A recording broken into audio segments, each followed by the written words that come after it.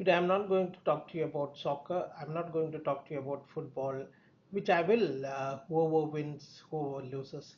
Today, I want to bring to your attention two things. One is a recently released report on FGM. FGM stands for female genital mutilation. The second thing I want to bring to attention is a Supreme Court hearing which got over, and this hearing was on FGM, female genital mutilation or female circumcision. Before that, let me give you a background. Um, we thought female genital mutilation was prevalent, was rampant in the African continent and perhaps a few countries in the Arab world. But 10 or 15 years ago, we realized, thanks to the testimonies of survivors, this is a serious, very crucial point to note.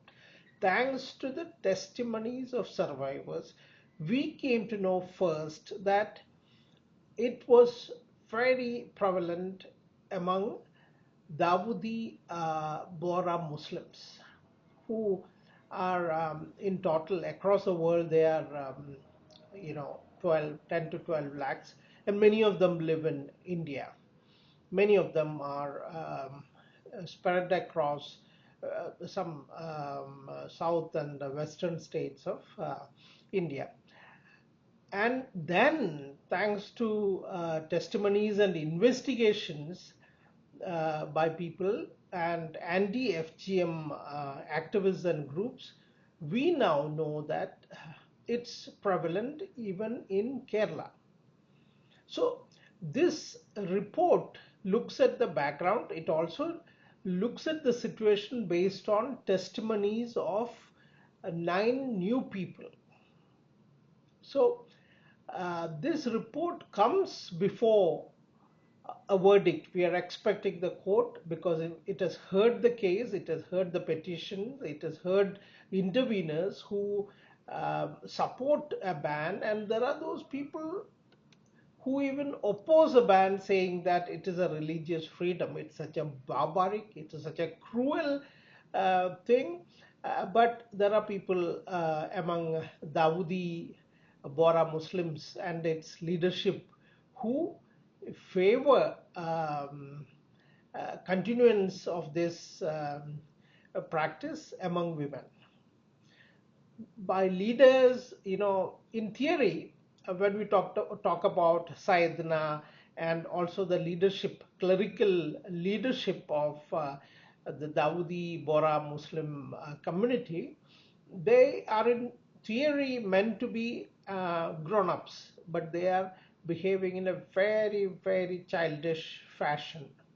And yeah, and now coming to the court, I'll come to the report later. Coming to the court, it hasn't given a verdict yet, but senior Supreme Court advocates like Raju Ramachandran, who have handled cases related to Dawoodi Bohra women and the rights, are positive that the Supreme Court is going to give a favorable verdict in favor of a ban on this practice.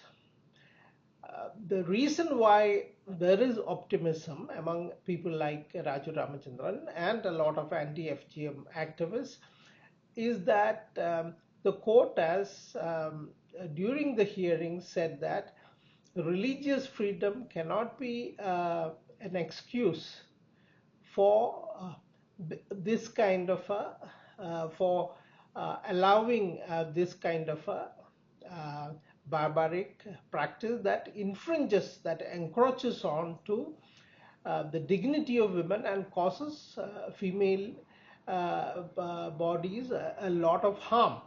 So now the court is considering, let's wait for the verdict, but we know that the court is considering whether essential religious rights can justify, or this practice can be allowed under religious freedom. So in most likelihood, the court is going to say no.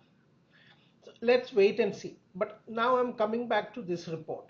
This report was released in Trivandrum, and in a closed-door meeting. It was written by two people. I'll read out the names of the people. It is Nevin Sultan and Naomi Nas Chowdhury. And the name of the report is Understanding Female Genital Mutilation / Cutting. So this was published by the anti-FGM collective We Speak Out. So they also give a background of how FGM cases in Kerala came to light, and also Tamil Nadu, and it's prevalent even among Tamil Muslims. That we know. Most of these things, again, I want to stress the fact that many of these findings are based on the testimonies of the survivors, because otherwise this is a very secretive practice outside, especially of the Bohra community, where the religious leaders are openly in support of it, and there are people openly and vocally against it. They are leading a crusade of sorts against this practice, and also demanding a ban on this practice. So one thing, I want to read out what the report talks about, the background of how these cases came to light in Kerala. Did we ever know, did we ever think that this is prevalent in a place like Kerala? No. Like I said, we thought it was confined to countries in the African continent and also a few Arab nations. And then we realized that it was rampant, very prevalent in states where Dawoodi Bohra Muslims live, and also not just in India, even among the diasporic Dawoodi Bohra Muslims. And then we came to know that it is prevalent also in India, among other communities, non-Bohra communities, including Sunni sects, including in our Kerala, Trivandrum, and many other places.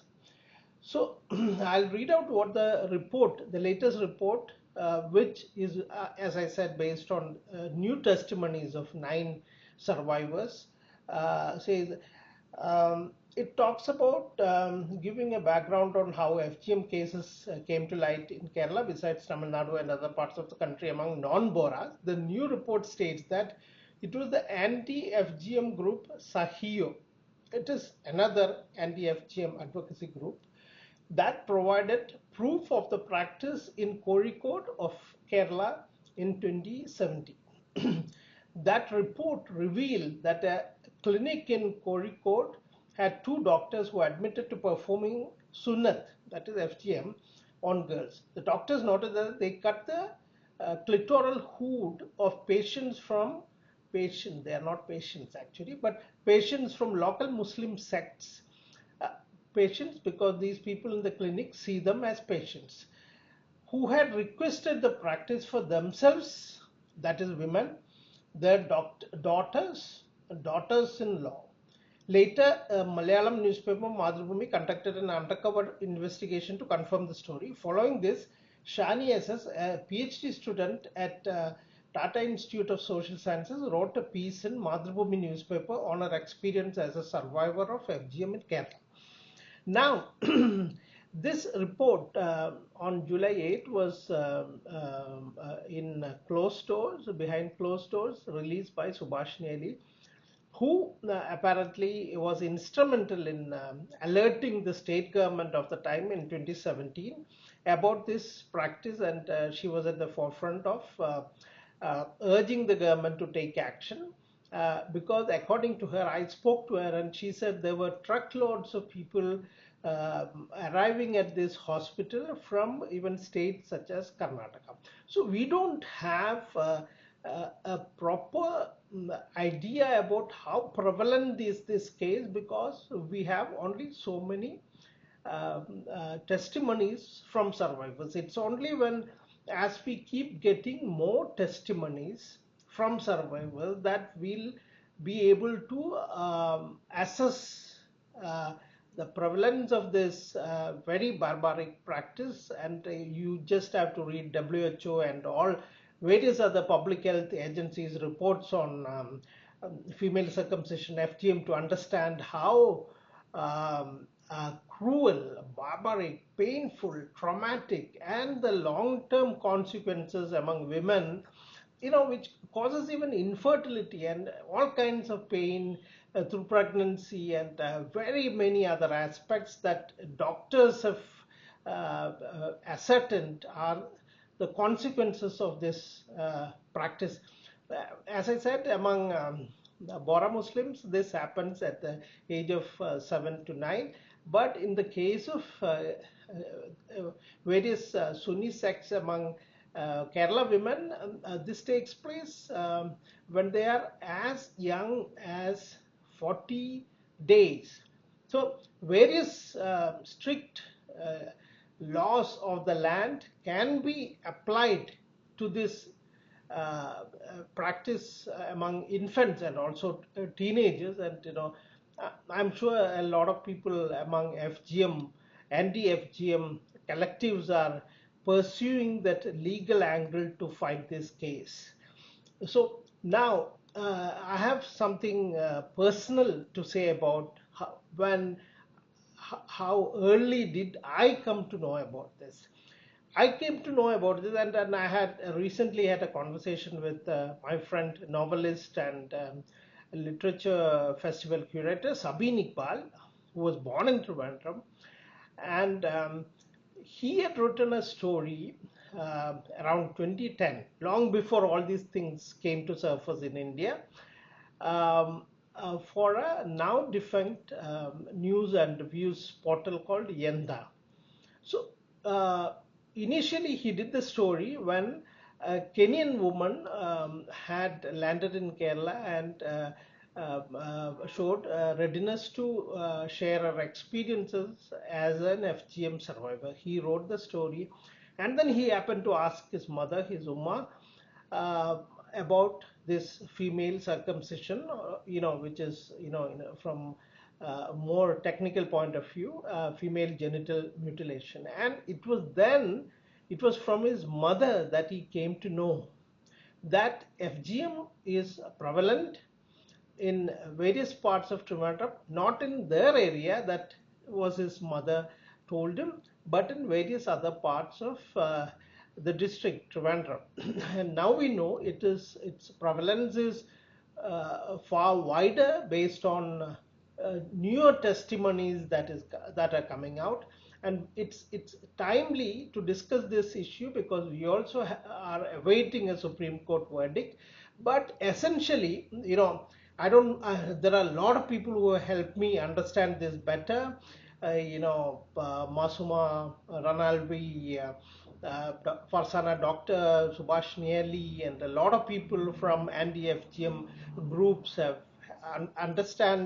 helped me understand this situation far better than I used to know. And I spoke to a lot of men among Muslim community from various denominations in Kerala. None of them had any idea, obviously, because this is such a secret practice, and if it is decades or old or even centuries old, that it had remained under wraps is indication that this is a very secret practice, as it used to be among the Bohras also, not like in the certain Arab countries or the African countries, but it was such a secret, very secret practice. And again, there is this difficulty to get women to talk about it because it concerns the private parts, and it hurts their dignity, and many people have not come out of the traumas, and they are going through a lot of long-term effects of having been through this, because the impact is also physical, not just psychological.